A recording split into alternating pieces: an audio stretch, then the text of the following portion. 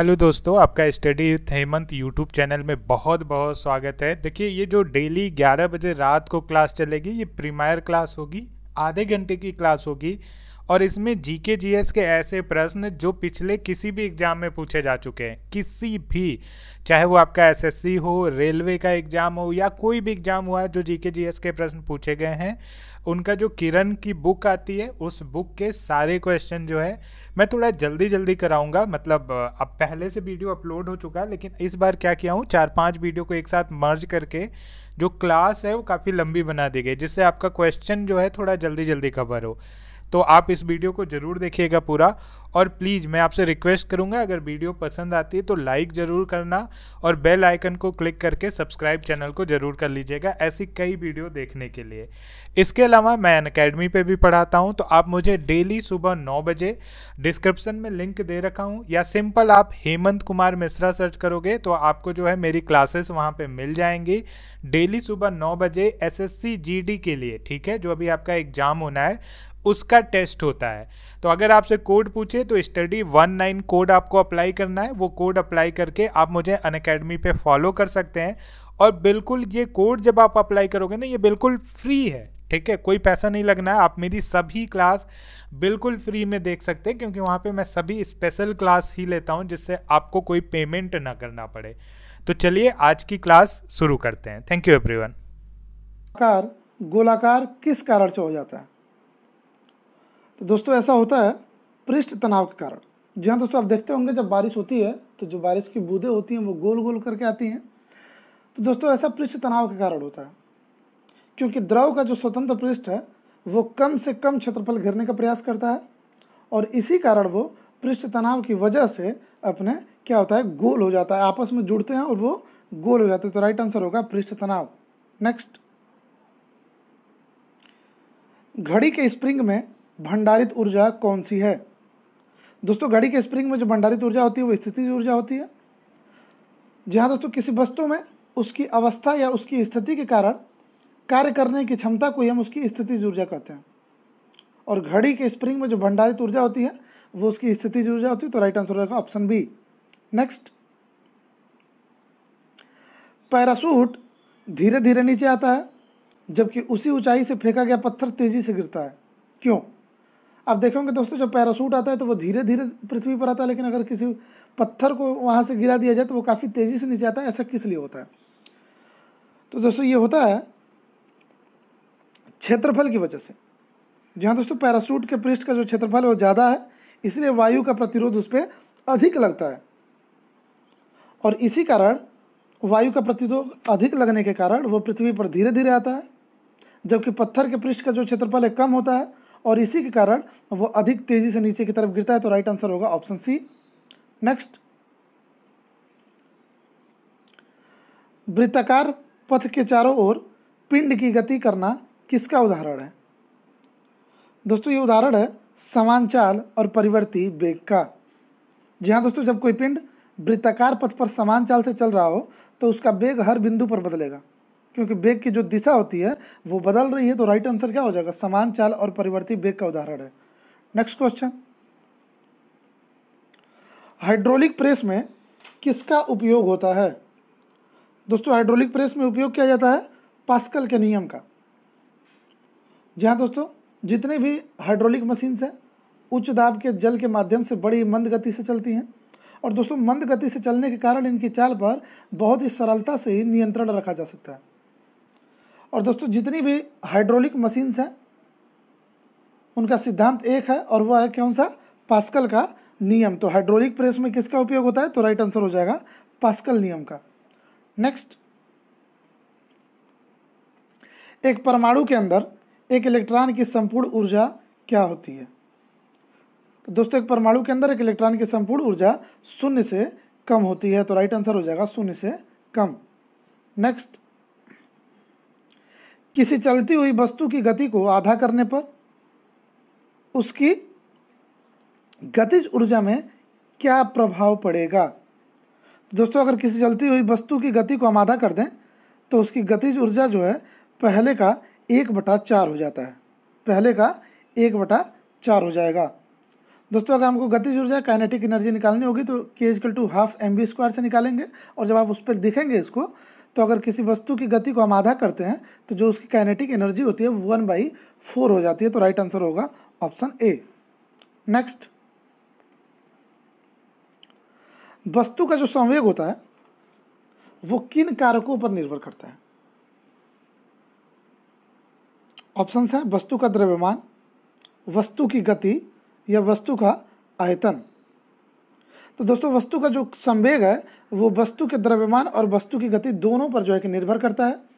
तो हमारा ऑप्शन हो जाएगा ऑप्शन बी, केवल 1 तथा 2। तो राइट आंसर हो जाएगा बी। नेक्स्ट, एक मकान की छत से भूमि को एक पत्थर गिराया जाता है, उस पत्थर की गतिज ऊर्जा काइनेटिक एनर्जी अधिकतम कब होगी? दोस्तों अगर हम मकान की छत से भूमि को एक पत्थर गिराते हैं तो उसकी जो काइनेटिक एनर्जी है वो मैक्सिमम भूमि पर पहुंचने से ठीक पहले होगी। जब वो भूमि पर पहुंचने वाली होगी उसके ठीक पहले उसकी जो काइनेटिक एनर्जी होगी वो मैक्सिमम होगी।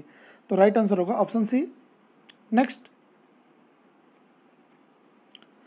जब एक बस अचानक से चलती है तब बस में बैठे जो यात्री हैं वो पीछे की ओर गिरने के लिए प्रवृत्त होते हैं।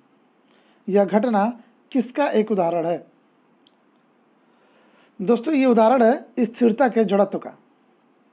जहाँ दोस्तों आपको पता है न्यूटन का फर्स्ट लॉ, जिसे हम जड़त्व का नियम या लॉ ऑफ इनर्शिया भी कहते हैं, उसी के कारण दोस्तों अगर हम बस में खड़े होते हैं और बस अचानक से चल पड़ती है तो इस स्थिति में हम पीछे की ओर झुक जाते हैं। ऐसा इसलिए होता है क्योंकि जब हम बस में अचानक से गति आती है तो हमारा शरीर जो फर्श से संपर्क में नहीं है वो जो है कि पीछे की तरफ झुक जाता है। क्यों? क्योंकि हमारा जो पैर है वो फर्श से संपर्क में रहता है तो वो बस के साथ गति करने लगता है, लेकिन हमारा जो ऊपर का शरीर होता है वो स्थिर रहता है और इसी कारण स्थिरता के जड़त्व के कारण हम पीछे की तरफ झुक जाते हैं। तो राइट आंसर होगा स्थिरता का जड़त्व। नेक्स्ट, निम्नलिखित में से केवल अदिश राशि चुनिए। दोस्तों सबसे पहले अदिश राशि क्या होती है? तो जिन राशियों को निरूपित करने के लिए, व्यक्त करने के लिए केवल परिमाण की आवश्यकता होती है, दिशा के नहीं, उन्हें हम अदिश राशि कहते हैं। जैसे समय हो गया, चाल हो गया, द्रव्यमान हो गया, कार्य हो गया, ऊर्जा, कोण, आवेश, आयतन इत्यादि जो हैं ये अदिश राशि के उदाहरण हैं। तो दोस्तों संवेग को व्यक्त करने के लिए परिमाण और दिशा दोनों की आवश्यकता होती है, बल को व्यक्त करने के लिए परिमाण और दिशा दोनों की आवश्यकता होती है, आघूर्ण के लिए भी, लेकिन ऊर्जा के लिए केवल जो है हमें परिमाण की आवश्यकता होती है, दिशा के नहीं। तो अदिश राशि इसमें क्या हो जाएगा? ऊर्जा। नेक्स्ट,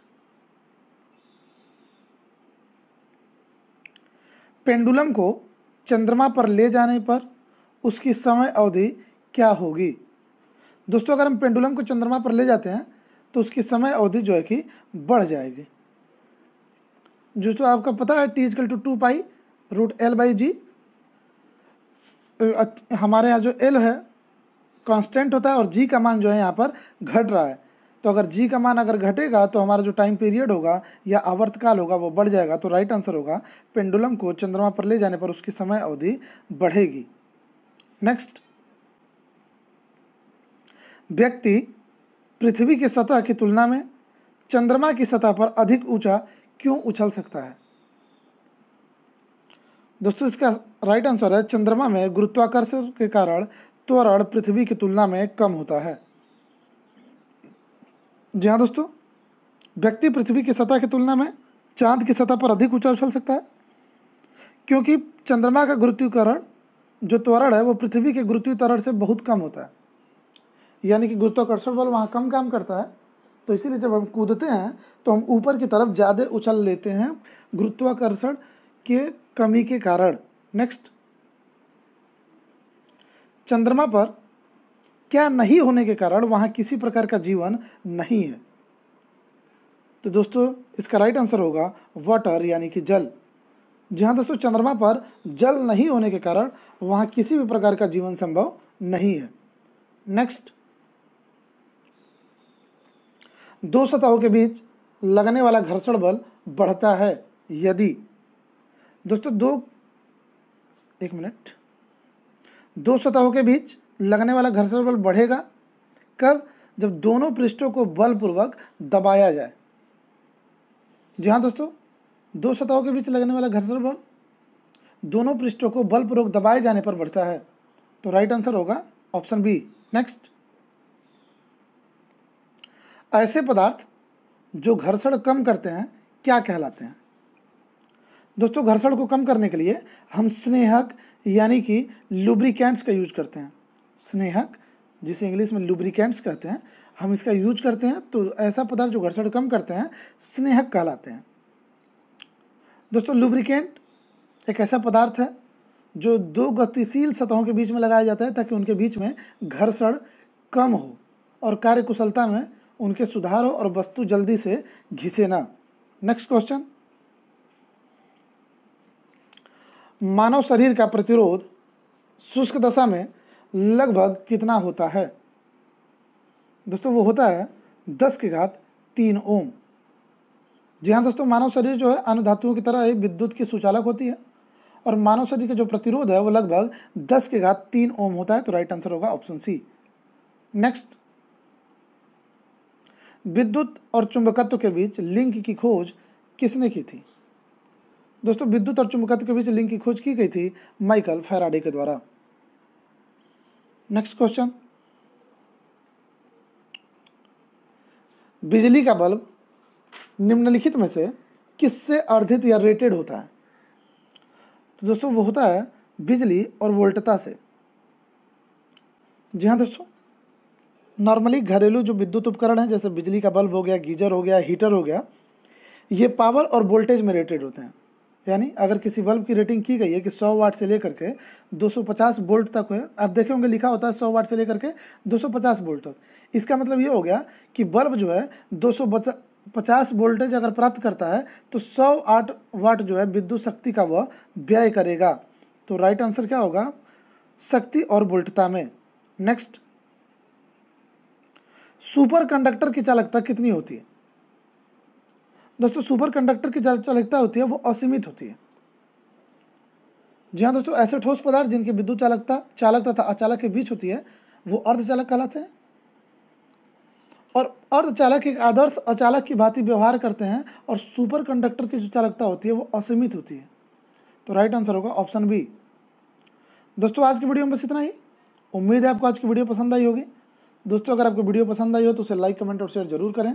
और अगर अभी तक आपने हमारे चैनल को सब्सक्राइब नहीं किया है या फिर आप हमारे चैनल पर पहली बार विजिट कर रहे हैं तो दोस्तों चैनल को सब्सक्राइब जरूर कर लें ताकि आने वाले नए नए वीडियोज़ के नोटिफिकेशंस आपको मिलते रहें। वीडियो देखने के लिए धन्यवाद। जय हिंद।